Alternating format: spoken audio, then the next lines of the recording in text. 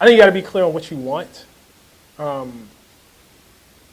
I think merely having, black and brown faces, merely having women, right? Like that's nice. We all talk about, oh, we want, diversity. Diversity is kind of like this word you throw around, like diverse, we want to be diverse. But what do you actually mean? Like, what are you hoping to get? What is it actually bringing to the product? Again, to go back to this New Republic, example, the reason to have a black person in the room is not, because it's nice and, you can say we're diverse. It's to keep you from doing, excuse my French, dumb shit. And I think like that's the greatest boon. When you talk about quote unquote diversity, it's having a group of people from different perspectives who can check each other.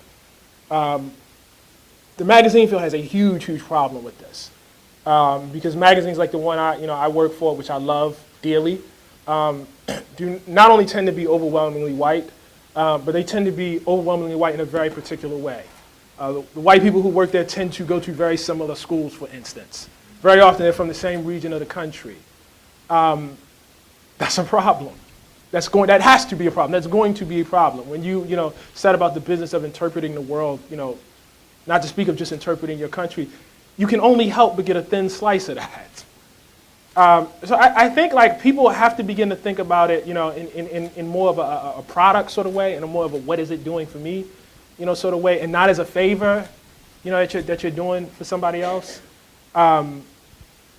I think one of the steps that a magazine I work for did take, which I think is a really, really good one and a really, really significant one and an important one, which was a huge barrier to me coming to New York at any point, when I was a kid and taking an internship, is paying people. Our internship, thank God, now actually pays a wage by which somebody can actually live in Washington, D.C. I think that's hugely, hugely important. I think without that, you're going to be in trouble. I think more magazines should do that.